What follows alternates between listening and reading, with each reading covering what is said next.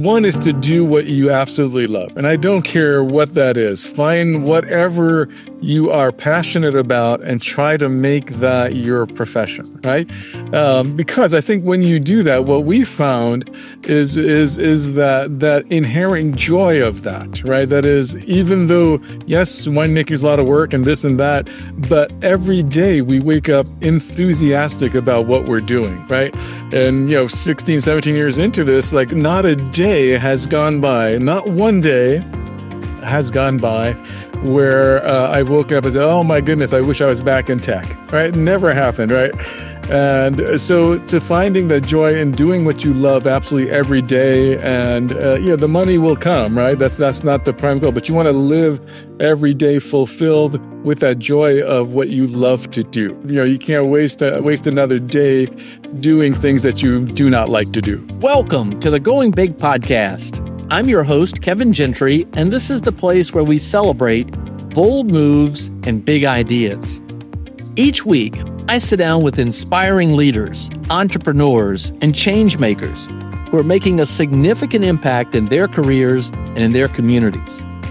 Whether you're looking to level up your leadership, pursue your passion, or just get inspired to take your next big leap, this is where those stories come to light. Now, if you're listening on iTunes, YouTube, or anywhere else you tune into podcasts, be sure to hit that subscribe button so you'll never miss an episode. Now, let's dive in to what it means to truly go big. Well, ladies and gentlemen, I am so excited by this conversation today. I've been looking forward to this for a while. As my guests today are Pinto and Billo Naravane from Walla Walla, Washington, and they are extraordinary in how they are changing, in my view, the whole way we look at wine. Now, I'm really going big and setting the expectations high.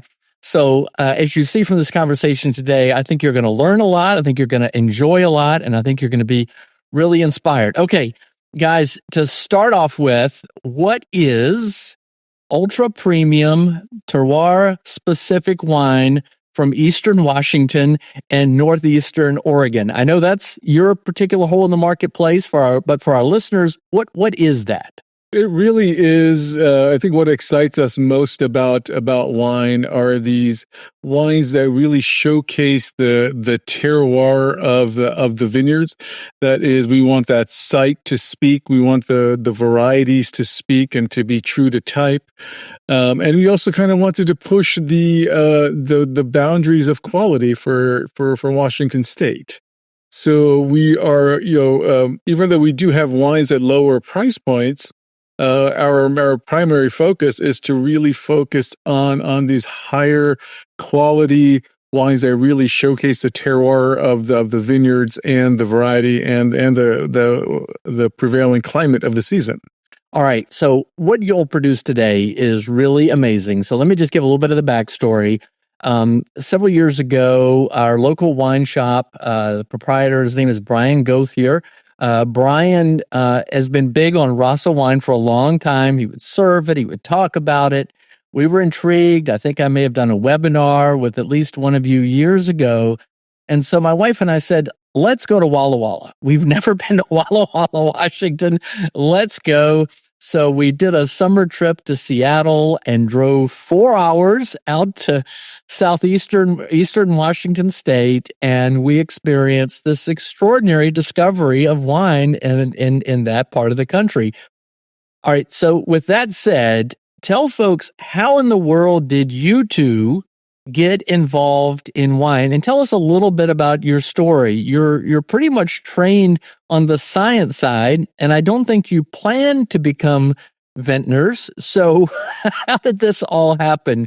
I'll let you decide who goes first. Yeah, well, the interesting thing was I graduated college in 88 and had my own place and started learning to cook, and I just got tired of drinking beer with whatever I was making. So I was playing around with wine. And then in 90, Billo graduated MIT and moved to Silicon Valley for work. And we would go visit, I would go visit him and we'd go up to the Napa Valley. And at that time, it was, you spend about $15 for the whole day, including lunch. So it was just beautiful. And it was a great entry. And one of the times I was there, Billo and I were in a store that was going out of business, and they had the 88 Mouton for how much, Billo? $75 or $65? No, 66, 66. 66, 66. Yes. And but at the time it was, 12 times more than I ever spent on a bottle of wine. So we hemmed and hawed and we bought it. And it was our epiphany wine. Billo did have an experience with the Yquem before that, but it was an absolute revelation. And we saved a little bit for the next day, and it was even better. And that started us off on our journey. We had computer science, math, and engineering backgrounds, and this became a passion for us immediately. And as we got more and more involved in wine, the more and more we felt we wanted to start our winery. And that was, we were very good at what we did, but there wasn't a passion there. And Billo had an opportunity. He applied to the UC Davis Master's Program in 2006 in viticulture and enology. They took 10 people that year with a preference for industry, and Billo got in. And he's a graduate of MIT and Stanford, and I joked that it was harder for him to get into this program than anything. But that and University of Bordeaux are probably the two top best schools in the world for that. And he got in, and he called me up and asked me, how serious I was about starting a winery. And it was the same year I was turning 40. This was in 2006. And I thought, if we don't do it now, we never will, and we'll regret it. So Billo quit Hewlett-Packard down in Texas, moved to UC Davis. I spent 10 months crafting a business plan. And before he was out, we made 2 wines in 2007. One of them got 94 points from Wine Spectator, and one got a perfect rating from a local critic, Rand Seeley, a review of Washington wines. And that's the way we started. Wow. Okay. Well, that's all incredibly fascinating. But you all were in Silicon Valley and San Francisco and that area, Napa area. How did you end up in Walla Walla? Billo, how did you go from UC Davis to Eastern Washington?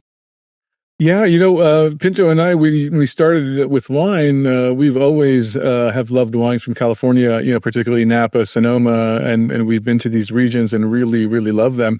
So we started looking at land in 2006 in Napa and Sonoma. And as you can imagine, the prices are always very, very expensive. Even the land we were looking at back then, $250,000, $300,000 an acre. By today, it's selling for more than $1 million an acre, so it's a good deal. But there's no way we could even afford that. That was not possible. So our winemaker friends in California said, "Go check out Washington. Really cool things are happening up there. The weather is fantastic. The terroir is fantastic." So we came up on a scouting trip in, I believe it was March of 2007. February. February. And then, so we hired a geologist to kind of take us through all the areas that he thought was really interesting for vineyard sites. So we spent a few days out here. We tasted as many wines as we could. It was just we were 4 days, I think, out there. And then we tasted, hundreds of wines. And what we noticed is that the fruit quality in Washington is absolutely excellent, but we oftentimes felt that the winemaking didn't do the fruit justice in many instances. So we said, all right, here's a potential opportunity. We could come up to Washington, hopefully execute things a bit more precisely on the winemaking front. The terroir is fantastic. The fruit's fantastic. How do you establish yourselves as a front runner in Napa? You have 200 plus wineries making absolutely amazing things, prohibitively expensive to enter the market. And just out of a serendipity on that trip, we met a gentleman who specializes in vineyard and winery properties, and he showed Pinto initially the parcel in the Rocks District. It's a 28-acre parcel. We drove down there, and Pinto's like, "You got to come check this out. It's amazing." So we went there and did the soil analysis on the property, and it came back absolutely textbook for Syrah, parts for Grenache, parts for Viognier, and every bit as good on a qualitative basis as the land we're looking at in Napa, Sonoma, and the average price was just about 25,000 an acre. And being math guys, we're like, hey, we can quickly figure this out. That was the better deal. Yeah, so that's how we wound up here in Walla Walla, and our vineyard property is just across the border on the Oregon side in the Rocks district in Walla Walla Valley. Adding to what Billo said, and the price was a big factor up for us going to Walla Walla. But as I was developing a business plan, three pillars that really stood out for me of what I wanted. And one of them was make the best wines in the world. We want to be in that discussion with First Growth Bordeaux and Chave and Chapoutier and whoever else you could think of, and we wanted to be in that mix. The second thing is we wanted to be a leader in our niche market. And the third thing, as importantly, was we wanted to change the local economic paradigm and have this be something more meaningful than just a good business model for ourselves. So when we got to Walla Walla in 2007, it was evident that the fruit quality was exceptional. It was evident that there were a few really good players, and there were a lot of not so good players. And I think it's such a small community that what was evident was people were copying each other. Winemaker friends were, if one winemaker friend had a modicum of success, the other one would copy him. And the way I knew that is because before I can tell the terroir of Walla Walla, I was able to pick the wines out blind because of the faults that were perpetuated in the wines, and they were basically the same fault. So we knew right there that the grape quality was exceptional. We could, in quick time, become a leader in our niche market. And Walla Walla was in 2007 where we felt Napa was in 85, 86, where Sonoma was in 92, 93. So we felt that we could really contribute locally and kind of lift all boats type of idea. So the cost and everything else just jived, and we left thinking this is the place for us. Yeah, Pinto, just to add one more thing. I was at a trade tasting in 2008 for Walla Walla Wines, and there were about 55 wines, and 18 of them had significant faults. Either volatile acidity, Brettanomyces, oxidation, premature oxidation, etc. And I remember calling Pinto, and that's a 33% basically, right, of the wines that are, in my opinion, should not have been bottled, right? They were flawed. And I told Pinto, I said, "Wow, I just came back from this thing, and I'm not kidding, but 18 out of these 55 wines were a bit of a train wreck, is how I described it." And Pinto's like, "Wow, that's really shocking." And then, we did tastings, kind of after that.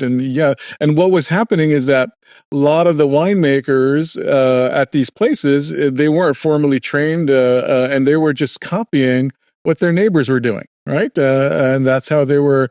So, so the good methods were being propagated, but also the bad methods were being propagated. Right. So you had this high incidence of rather flawed wines in the beginning. That has drastically changed today. I'm very, very happy to say generally we don't see that level of percentage by any means. But that was the case back in 2008.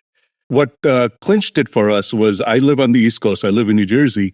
And I was doing market research, in the various stores. I'd go around and I'd surreptitiously follow people around and see what they're buying and all that.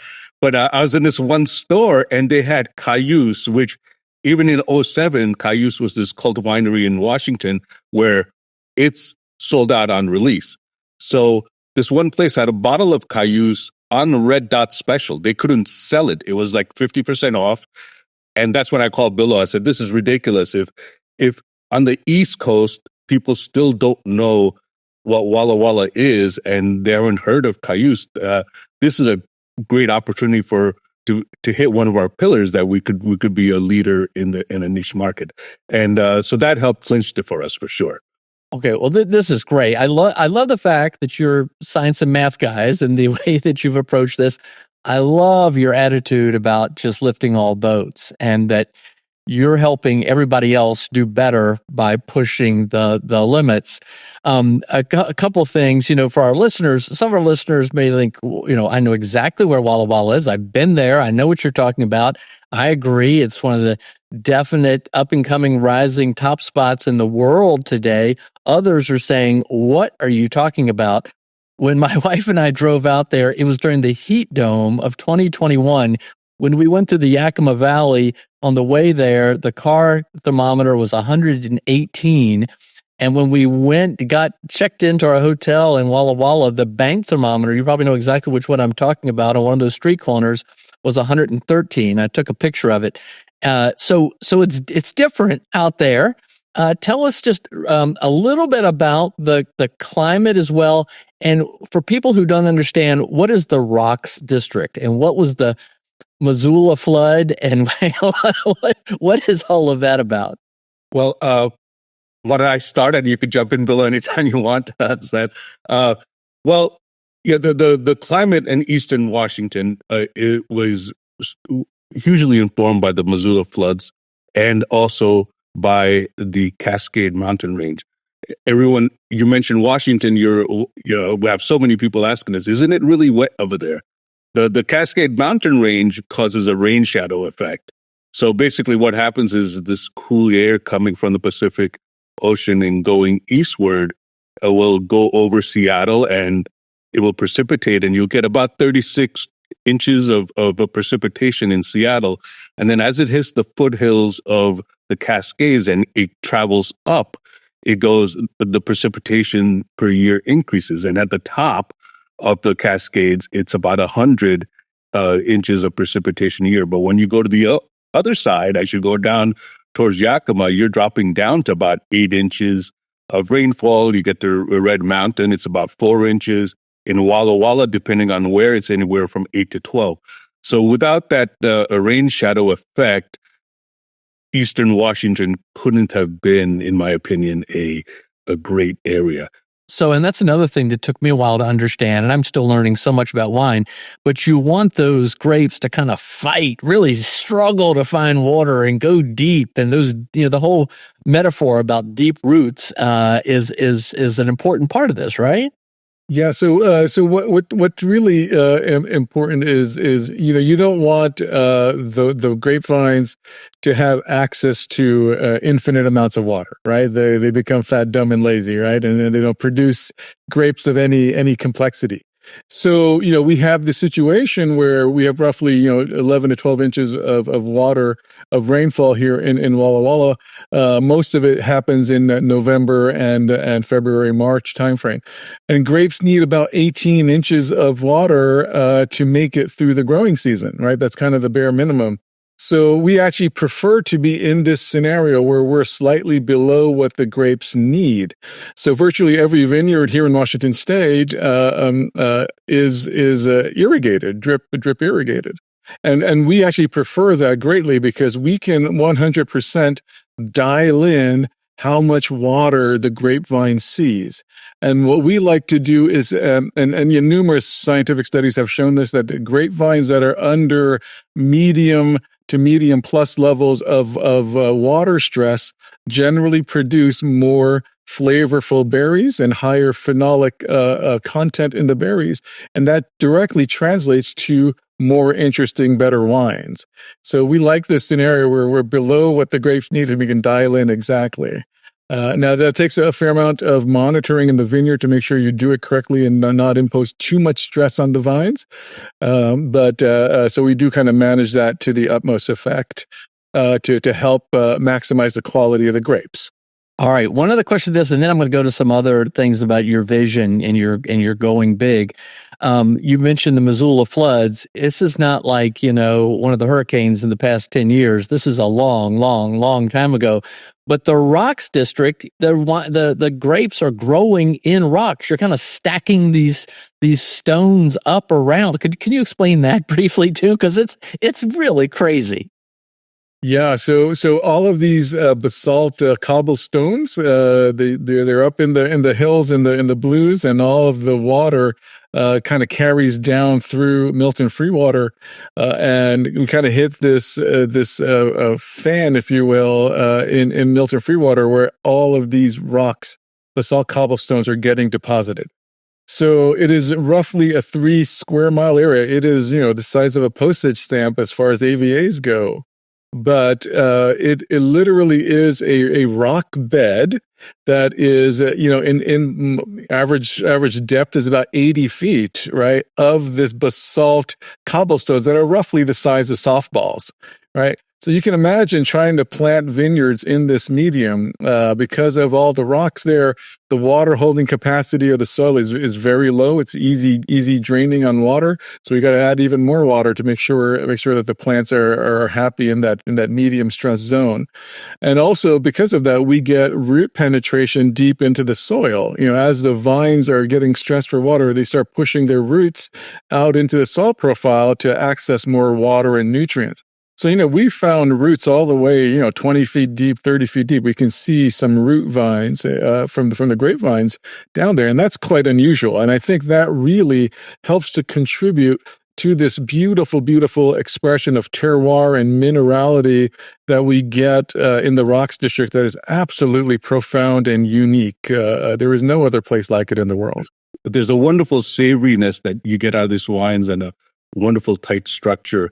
And we believe it's due to that soil. To put it in perspective, there's really nothing like it in the world of wine. The soil.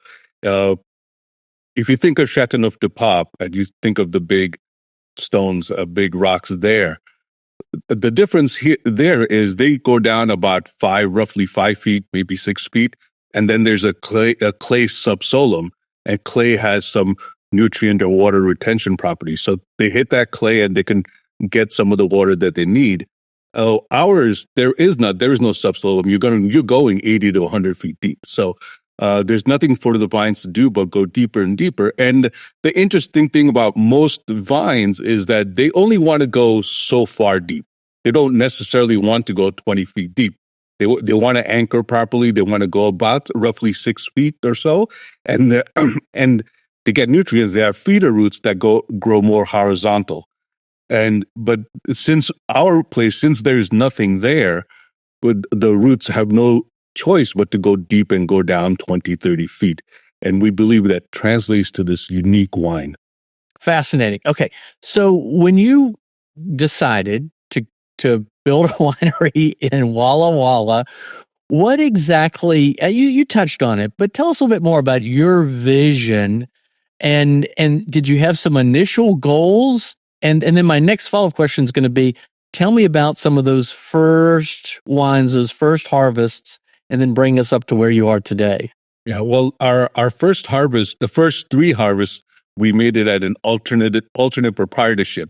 So that's a facility where they have all the equipment that you can use. You bring in your own barrels and your grapes and you make wine. And it's a cost-effective way to start. So that's how we started. And then in 2010, we moved into our own facility in Walla Walla. Initially, I think, we made some mistakes. The wines were stellar. But we really didn't have a place to sell. So I think initially we grew too quickly. We're not talking a lot of wine. We're talking first year was 700 cases, but the next year was 1,200. And then the third year was 1,800. But we really didn't have a good avenue to sell. And so it took us a bit to get through that. And it was and we were when we started getting into wine in the 90s, if a wine got a 94 or a perfect rating or something, the wine gets sold out within the day. The wine's all sold out. And I guess we were still thinking that would be the case. And we got tremendous, we had a perfect from Rand Seeley of Review of Washington Wines. He gave us a perfect rating in each wine in 07, 08, and 09. And it still took some hand selling to sell out of those. So I think that was a big learning. That was the biggest takeaway I take from that early is that we weren't prepared to how much hand selling you would actually have to do, regardless of if you make beautiful wines that get highly rated. And by the way, let me just say, I'm a big fan. I got your 2010 In Order to Form a More Perfect Union. I love the title of it and the label, and it's perfect for our time and stuff. But I served it for my birthday last year, and it was phenomenal. And so that was really awesome. 2010, one of your first years. But then you have all these science ideas, and your labels are, QED, Occam's Razor, Principia. It's your personalities are coming out. But what are you most excited about? What are you most proud of? Certainly, I think I'm proud of all of our wines, but there's a few that are very, very special to me. I think our 2008 Creative Impulse, which is a Bordeaux blend from a vineyard in Yakima.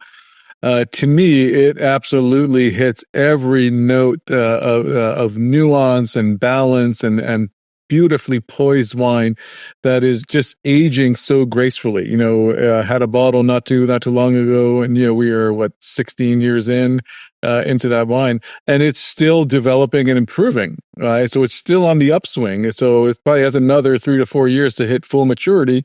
And then we'll probably hang out for 10, 15 years at that level and then start declining a bit. But that wine is when me and Pinto, we love Bordeaux, we love Rhone Valley, we love Burgundy as well. So we're huge Francophiles, and we're not unabashed to say that. But to make a great Bordeaux style wine, of course, the terroir in Washington is different. Where there's no way we're going to be able to make a Mouton Rothschild and have that beautiful terroir expression that Mouton has. But we kind of are able to look to those for inspiration and winemaking. But we have studied the techniques of all of these amazing wineries, and we do bring that into house to kind of craft our own Bordeaux style.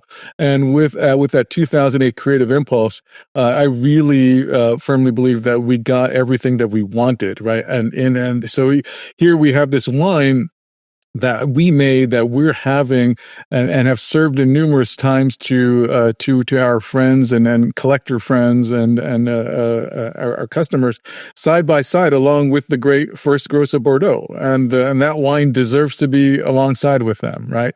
So that's an extremely proud moment for me for pouring that 2008 Creative Impulse, and I would also the other wines I'm proud of. I would say is two wines from the 2010 and 11 vintage. And the reason I say that is because those were very stressful years in the vineyard, as we had it was cooler growing seasons than what Washington is typically used to. We had a lot of powdery mildew issues. We had botrytis set in red wines, which is quite unusual. So those years, it was possible to make great wines, and I think we certainly did, but it took a great deal of effort to do that and knowledge to do that. Right? A vintage like recently 2023 was a textbook vintage, right? Honestly, you'd have to try to mess it up, right? So if in 2023 you as a winery didn't make good to very good wines at the very least, you might want to find a different profession, right? Because that's about as easy as it gets. Now, 2010 and 11 were quite the opposite, right? There you had I was just waiting for the locust plague to set in to see what the heck is happening. Like we had everything negative happen in those years. And yet we were able to craft like that 2010 Perfect Union you had, I think is one of our stellar wines that's aging gracefully and beautifully.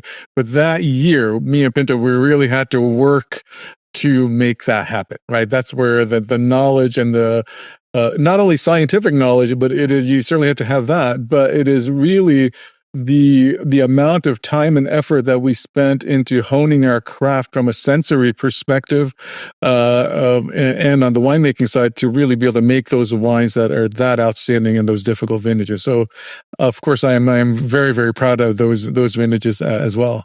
Pinto, you want to? And I agree with you, because I even said to Billo, because Billo was our winemaker at the time. I'm the winemaker now, and I rely on Billo's expertise. So I have that going for me. But Billo made 3 perfectly rated wines in '07, '08, and '09, and then 2000 comes along, and I said, okay, this vintage is going to, I believe that you are a great winemaker, but this vintage is going to tell me if you are or not, because it was a hard vintage. And you've had the 2010 Perfect Union. All across the board, those wines were stellar. I was so proud of Billo. He really, it's not just knowledge, but it is an understanding of, because there's so much non-linear connections that go on with the compounds in wine, and you really have to have a deep understanding of it, and you have to also at the same time have a artistic sensibility to let the grapes speak in a healthy way and get the best wine out. And Billo has that. And to me, that 2000 vintage really solidified Billo as one of the best. 2010, you said 2000. Oh, yeah, not 2000. 2010 vintage really solidified Billo as, in my mind, as one of the best winemakers in the world. The wines are fantastic. From a business side, it ended up being our most expensive vintage because we dropped about 65% of our fruit in the vineyard and then some more at the sorting table. And you put it on paper on a business plan, so no matter what, we're going to make the best wines. So if we have to drop fruit, we have to drop fruit. But then you look at the potential revenue loss, and you still stick to your guns. I think that was something Billo and I were staring at. It's like, are we insane? But we did the right thing because our wines are absolutely stellar, and I think it proved that Rasa deserves to be on the map when it comes to great wines. Well, this is great. I mean, I'm learning a lot in this conversation, and I hope our listeners are too. And I've got some now related questions. So, Kevin, can I just jump in? Go right ahead. Just to put a final point, I agree with Billo that the 2008 Creative is probably my favorite wine. There's a couple of other ones. Our philosophy is that there's good wine, there's bad wine, good wine, great wine. But what we're trying to hit, and I believe we make great wine consistently, but what we're trying to hit is transformational wine. And what that means is like, it's an art form. It's like when you listen to a great piece of music or you look at a great painting, or you read a great poem, and you're transformed into something, right? You're in a different state. And that's our holy grail of winemaking. We want to make a wine that is a transformative wine. And I think that '08 Creative, and then there's a couple others, that I think it's as close as we've come. And so I'm very proud of those wines. Well, you anticipated where I was going, because transformation is the name of the game here. This is, after all, the Going Big podcast. I so appreciate this. Years ago, a boss of mine really suggested that I needed to learn wine because of the nature of my work and working with customers, and he was right. And it just so happened, as I mentioned, I met Brian Gauthier at the Oakton Wine Shop, who told me about you, and he also told me about Jim Law in Virginia at Linden. And Jim is very much similar to you all, and he's just testing and experimenting and just trying to lift all boats and get people better. And I've learned so much from both of you all in your approach, and I really commend you for that. There's just so many other lessons, not just about wine, in this conversation. Now, though, I'm going to bring this to the same point. You shared with me a couple days ago a bottle that you're debuting very soon.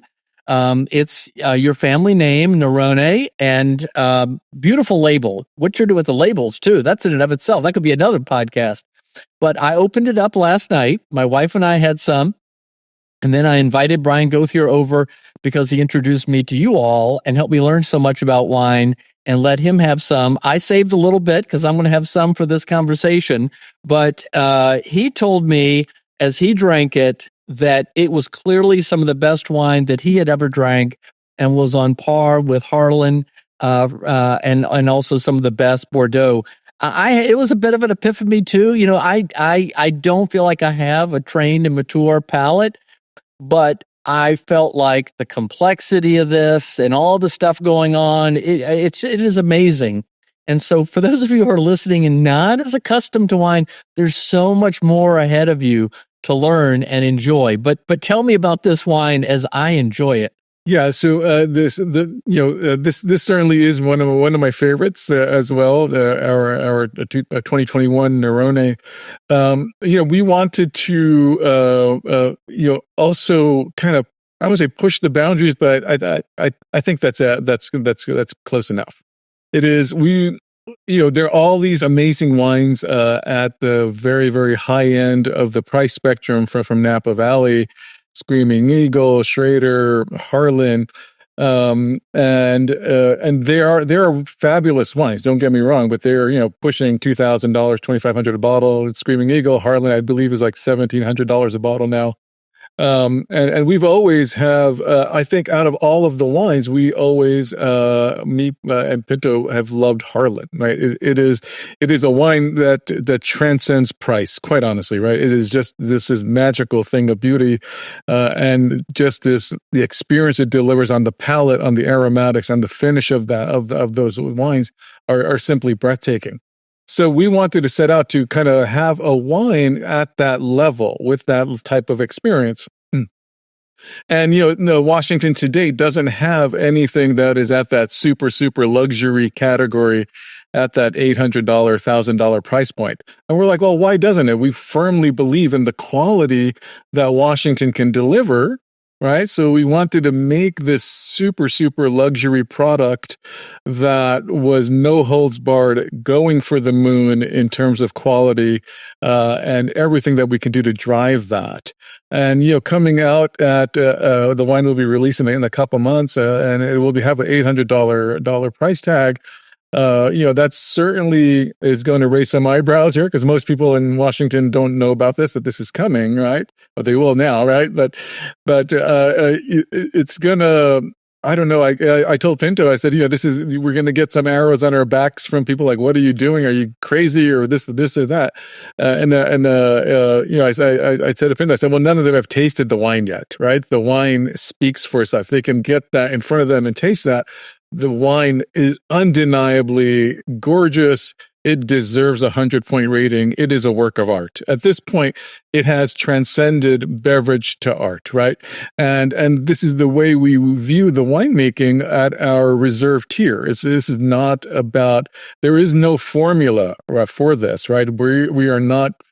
And the reason I love winemaking so much is that every year the grapes come into the winery, and me and Pinto, we're at the crush pad, literally tasting the grapes, tasting the stalks, and we are adjusting the winemaking protocol to best suit that lot of grapes that year.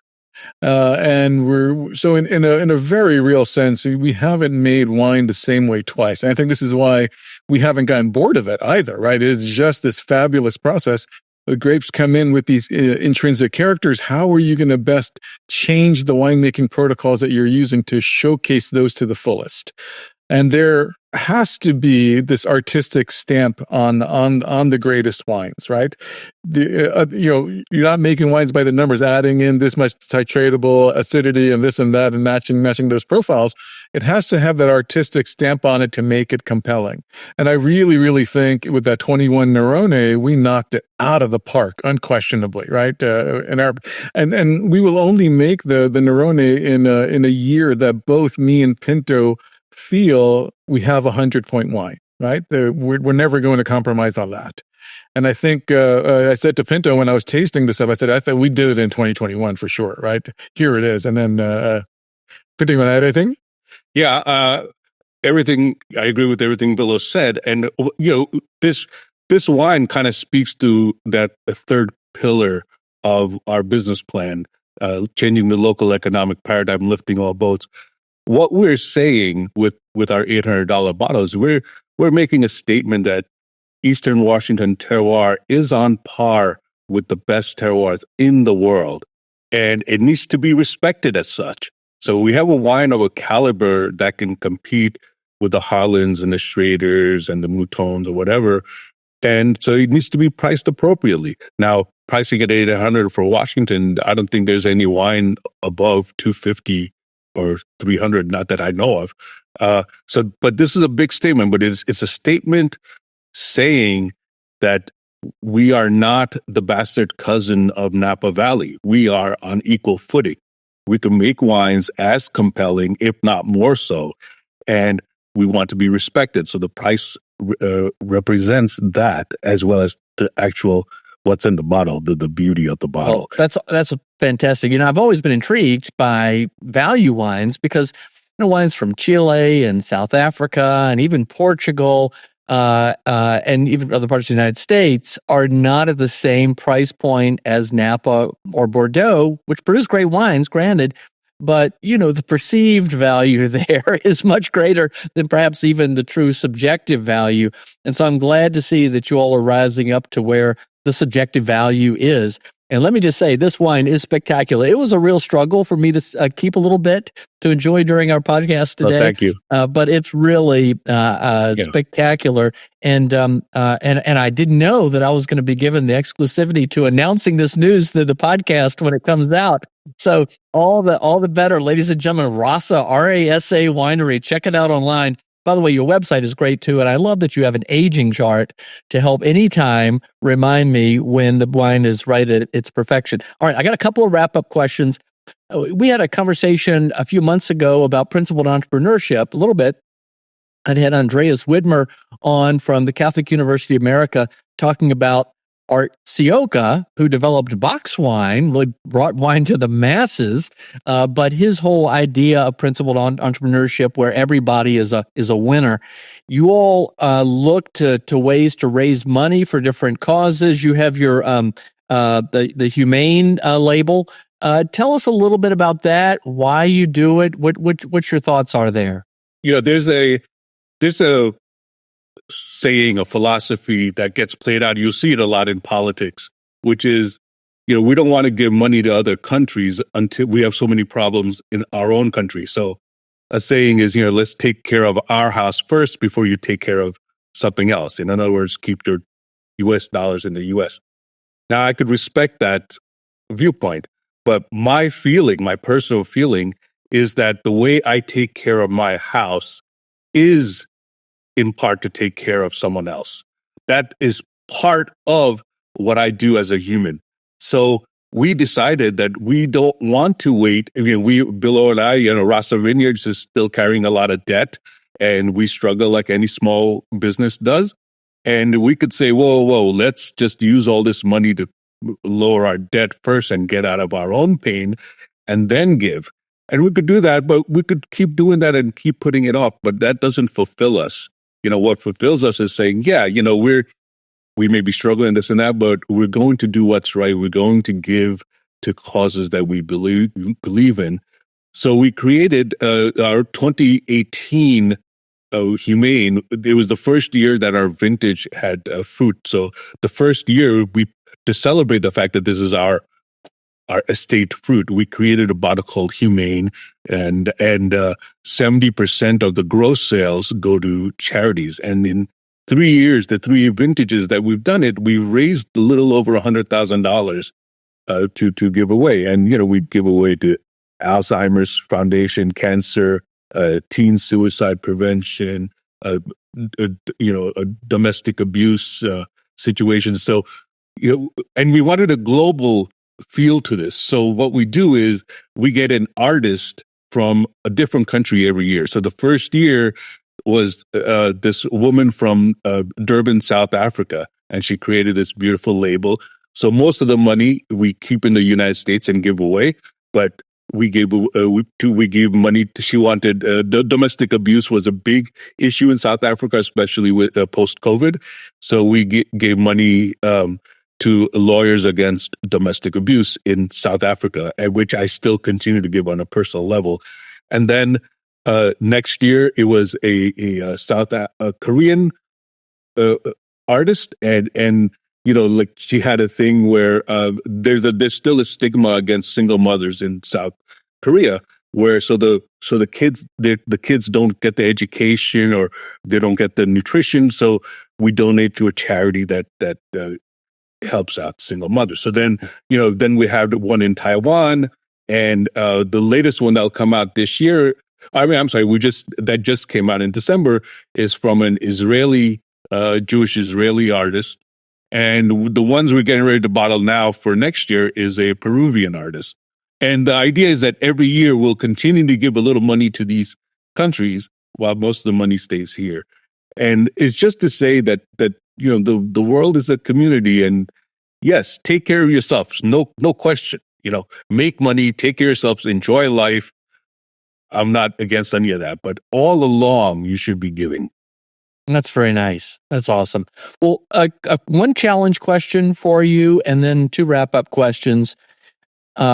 Artificial intelligence. How is that going to affect your business, the industry? I will say, ahead of this podcast, I asked Claude, I said, for the next Going Big podcast episode, I'm going to be interviewing Pinto and Billo Naravane from Rasa and Walla Walla. What question should I ask? And it was amazing. He said, they are known for their scientific approach. You should ask them about this. And it helped influence some of the questions. Although it did get something wrong. It said because y'all were working on the Central Coast. So I don't know where that came from. But what effect does artificial intelligence have in terms of your industry, do you think, going forward? I think the innovations that are going to come, and we see some of on the technology side, has to do with grape harvesters. So we're able to. Labor is going to be a big issue, right? With the migrant labor force in vineyards, we see this already being a challenge, starting to be a challenge here in Washington. The move towards mechanization in the vineyards is going to happen, right? This is already happened in Australia, New Zealand, all these other places, right? So it's inevitable that it happens here. Now the technology is improving so much that with the use of AI, you can selectively harvest the grapes and then eject the ones that have any disease on them or mildew pressure or things like that, or that are are less than perfect. You can sort on the harvester has a sorting bin and optical scanners that you can put on there and have. So at the end of the harvest, as you pick them, you have very, very clean grapes coming in. So we already are seeing some of that technology there. I think AI, there's been some talk about the tank monitorings during fermentation and stuff like that. There is some software that's available now already. I think that's only going to get better with the use of AI technology. That is, you can, as a winemaker, say, okay, I want this temperature profile curve on the fermentations, and here's what I want to follow. And then the software can essentially track that for you and make sure it's cooling and warming up things at the right time to achieve that fermentation curve. So I think that's going to be a pretty interesting use of that. One other aspect of technology, which I don't think will be quite as successful, is they're also looking at, what constitutes a great wine, right? And using this electronic nose, so to speak, to try to identify what are the characteristics in a great wine, and try to use that to maybe assist in the blending process to achieve that. Now, that's an interesting goal, but the reason I say I don't think it will be successful, at least not in the near term, is that to date, we've only have identified 10% of the chemical compounds in wine. Wine is an extremely complex media in terms of all of these little chemicals that are running around. They're morphing into other chemicals and combining and splitting and things like that. It is literally, the way I explain to people is that it is literally, an order of magnitude more complex than human blood. Right. So if you think of what your body does and transferring all the stuff all over, shuttling things all over your body and what it has to do, wine as a medium is 10 times more complex than that. And we've only identified, like I said, less than 10% of the compounds that we know of in wine. 90% of it is still unknown. So, maybe AI helps us to map that out. I'm not sure, but that task of using AI to craft these perfect wines, while this has been proposed, I think is still a bit out in the future. I don't think that's an impact in the next 10 years or so. But those are the 3 key areas that I see. Wow. Well, My wife and I, mostly my wife, prepares usually 2 or 3 nights a week a Blue Apron meal, one of the food delivery meals that just works well for our lifestyle. And I would try to figure out the wine pairing. And a year or so ago, it would be like, Sauvignon Blanc. That would be the answer. We prepared, let's see, salmon with everything bagel spices and a cream sauce with dill. And I said, what kind of wine would it go well with? And it said, it was more specific. I asked Claude, and it said, a Chablis style, Chardonnay, a couple other different things. And I said, well, what about the Linden, the one I mentioned in Virginia, Linden 2017 Village Chardonnay, which I thought might fit the category. And it says, excellent choice. The minerality there will fit perfectly. And it is more of an unoaked Chablis, et cetera, et cetera, et cetera. It was amazing. Just amazing. I mean, and we felt like the pairing was perfect. The salmon was better and the wine was better for the pairing. It's crazy. Just crazy. All right. Let's close out. I have 2 final questions. One is, you started Rasa when you were 40. Looking back at your younger self, what would you advise that younger self to have done differently? To start sooner. Amen. That's a great answer. Yeah, and certainly I would advise myself start sooner, but also go slower. We like I said, we grew a little too quick, and we took on a little too much debt. I would certainly, from a business perspective, would not have taken on that much debt. And it did help us propel to grow a little bit, but at the same time, now it's holding us back. So, and we're dealing with clearing that plate. So I would say a little more, I've always been a dreamer, always been an entrepreneur. I started my first company in 93, focusing on wide area connectivity. And I wish my younger self, I wish that I would tell them, have the confidence that you will have in the upcoming years, but have the confidence earlier. For me, confidence was a hard-fought thing that I ended up getting in my late 20s. And just to be the opposite, Billo was always a confident kid as far as I could tell. And that's something I've always admired about him. For me, it was something I had to strive to get. And I would have told my younger self to say, you have everything. You have everything to be a great person, and just believe in yourself and go. Yeah, and I think kind of the same thing that Pinto said. I wish we had started it a little bit earlier as well. We're Indian descent, right? Or we're born in India. We have very, very conservative Indian parents, right? And I joke with my customer. I says, as far as any good Indian parent, there's only 2 or 3 acceptable career paths in life, right? Winemaking is not one of them, right? You can be a doctor, you can be a lawyer, you still can be a scientist, engineer. That's perfectly fine. But a winemaker, hell no, right? So, so we were strongly guided down this technical path. As kids, Dad was always like, go study your math, and me and Pinto, we wound up in math and computer science, electrical engineering. It just happened that we happened to be really good at that stuff, right? So it was fine in one sense. The jobs that we got, Pinto started his own business. I worked for some companies, Oracle and Netscape and things like that in Silicon Valley. And it was fine. It paid the bills, made a good living, all of that stuff. But we quickly found out, I remember having a discussion with Pinto. I'm in mid-20s, 24. So I was 24, he was 26. I said, we are, such science geek, right? I said, we have no creative outlets in our life. It's like, what the heck, we do this and we're working and we're learning all this. And no creative outlets. And as a kid, I loved to draw and really want to play piano. And my dad was always like, quit dinking around with this art stuff. You can't make a living at it. Go study your math, right? That was always kind of the answer. So at 24, I was my roommate at that time. I came home from work one day, and there's a upright piano in the living room. I'm like, his name's Peter. I said, Peter, what the hell is this doing here? All of a sudden we had this piano in our apartment.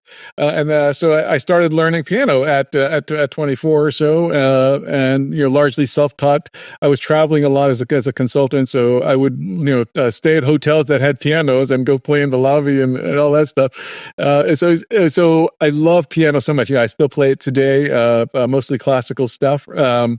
And Pinto, he didn't talk about it, but he's a writer, so he writes fiction and all that stuff. And after a few years of doing this art stuff, we're joking like, hey, we're pretty good at this art stuff too. There's no reason to pigeonhole us as science geeks, right? We can do this stuff. And this winery is very much born out of that need to create, right? Like I alluded to earlier, yes, there is this science component in grape growing and winemaking, all that. Absolutely true that you need that foundation, but you also need to have that artistic sensibilities and that artistic stamp on things to really make the wines be compelling. And this is what I absolutely love about wine, and I just wish we had found it sooner. That's what I would tell my younger self. That right. Great advice. Great advice. All right. Well, this is the final question to close us out. This is the Going Big podcast. What would you say to folks listening at any age about how they might think of continuing to live a life full of purpose and meaning as you all have? How would you encourage them, inspire them to think big and go big? I'll let you choose who gets to go first. Okay. What I would say is we found our way to wine and the winery and all this stuff. And so one is to do what you absolutely love. And I don't care what that is. Find whatever you are passionate about and try to make that your profession, right? Because I think when you do that, what we found is that inherent joy of that, right? That is, even though, yes, winemaking is a lot of work and this and that, but every day we wake up enthusiastic about what we're doing, right? And, 16, 17 years into this, like not a day has gone by, not one day has gone by where I woke up and said, oh my goodness, I wish I was back in tech, right? Never happened, right? And so to finding that joy in doing what you love absolutely every day, and the money will come, right? That's not the prime goal, but you want to live every day fulfilled with that joy of what you love to do. Right. And I think that's what I would leave people with. And it doesn't matter what your age. We found our way to the winery, at 40-ish years old. Could have been sooner. Yeah. But if somebody's, wanting to do something like that, if they're 50 or if my age, 56 now, right. Please get to it. Because time is ticking, right? So, you can't waste another day doing things that you do not like to do, right? So, yeah. That's awesome, Billo. All right. Pinto, you get the final word. Yeah, my answer is that as a couple of things. One is failure is not a bad thing. You shouldn't be afraid of failure, and you should not be held back because of failure. Failure is how you grow.